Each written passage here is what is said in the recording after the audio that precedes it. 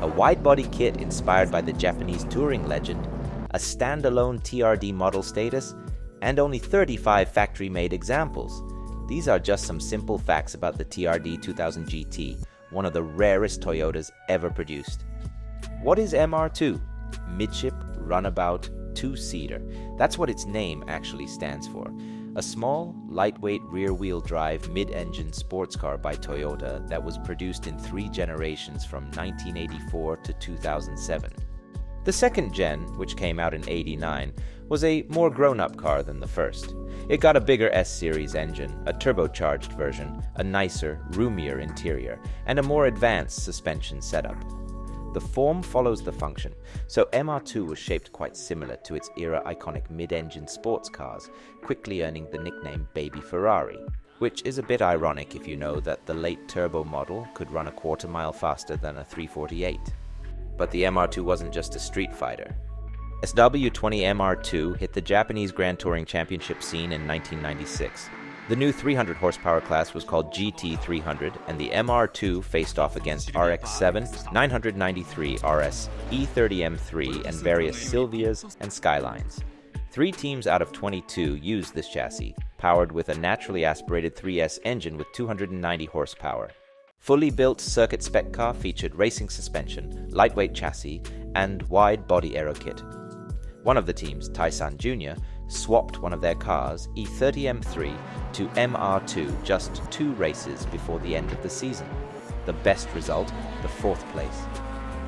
In 1997, the car evolved with a turbocharged 3S engine, which became more popular. The best result so far, 1 win by the Tsuchiya engineering team.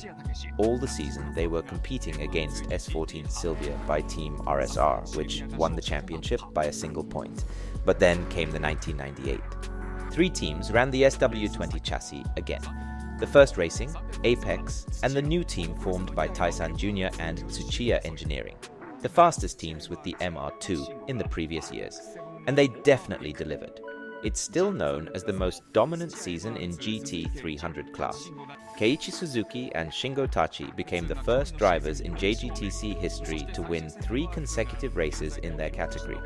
They missed out the 4th race only, but keep in mind they were carrying an 80-kilogram ballast, the maximum possible weight.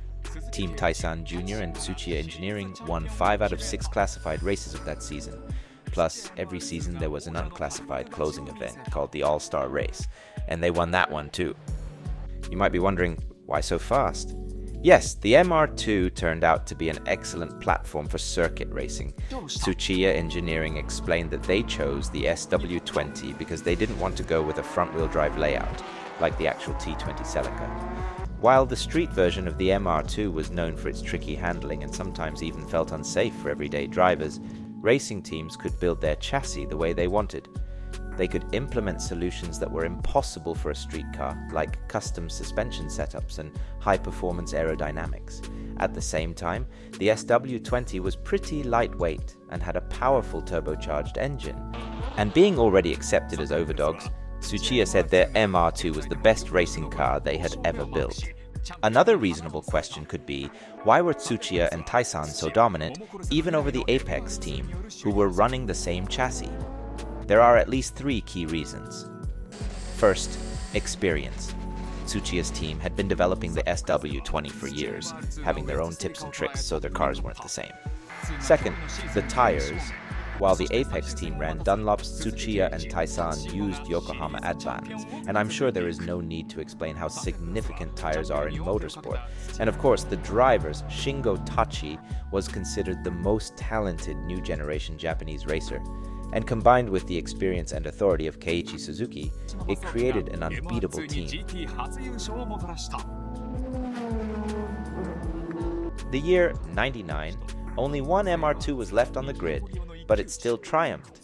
Team Momo Course, in partnership with Tsuchiya Engineering again, won that championship by 1 point advantage, despite winning only 1 race of the season. 1999 was the last year for the MR2 in JGTC, and the new MRS model debuted the following year. After the first title, paying homage to the racing success, TRD, a division of Toyota, revealed a special tuning program called 2000 GT. TRD already made this trick a few years prior with the 3000 GT Supra, which was an exterior copy of a JGTC car. And here she comes, a factory-made TRD 2000 GT, one of the rarest and most exotic Toyotas. Each car had a TRD VIN badge, marking it as a standalone model. Only 35 cars were produced in the Technocraft branch. All of them had a widened body kit, but all the other TRD mods could be chosen. Even a wing was optional, then nobody skipped it. Each car was custom made, so no two are exactly the same. They were sold only in Japan, and there's no info about certain mods on these 35 units. But at least one car is known to have 500 horsepower output. The standout feature is of course a 4-inch widened body kit, which included fenders, bumpers, side skirts, and a huge 3-piece rear wing. And it came with wider TRD signature wheels, which are technically the Work-Equip 05. Other TRD touches included interior goodies like a steering wheel, leather shift knob, sportier seats, and optional TRD gauges. Plus, plenty of technical upgrades were available to order for all the MR2 owners. Just like 3000 GT, all these mods could be purchased at TRD dealerships, including the body kit carefully accompanied with an installation manual showing you how to cut a stock metal fender properly. Another great option was a possibility to send your car to the factory for an in-house conversion and receive a TRD badge as well. Here is where it gets confusing. Some cars with a 2000 GT body kit and a TRD badge pop up, making it seem like there are more than 35 worldwide. But the truth is, these Technocraft badges are different. The factory-made ones have a unique code starting with SW20 and a serial number, one of 35 after, while the factory-converted ones just have a serial without the SW200 chassis code. Around 10 genuine body kits were sold to the US by TRD officially, and I bet at least one gave birth to most of the copies we can see on eBay today. But anyway, this kit is definitely the benchmark for a wide-body MR2. With such a unique car, it's obviously tough to find one for sale, making it hard to talk about prices. Based on a later version of SW20, which are quite desirable for enthusiasts, a genuine 2000 GT could be worth a lot more. Considering its place in Toyota's motorsport heritage, it does make sense.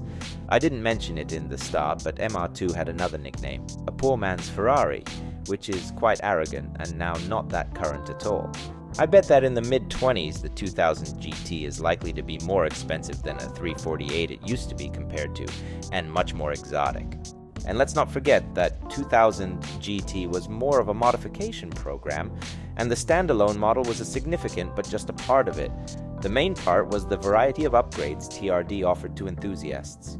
So having a homemade conversion to 2000 GT has nothing wrong at all. I reckon it's a spiritually correct move. If you do everything right, of course, focusing on style in general, not only on making it as wide as possible. Frankly, it's so impressive seeing some projects that have more catalog features than some original 1 of 35 unicorns. The MR2 isn't as hyped as other JDM sport icons of its time, but it's a really unique car. Other Japanese brands didn't offer anything like it even then, nor later.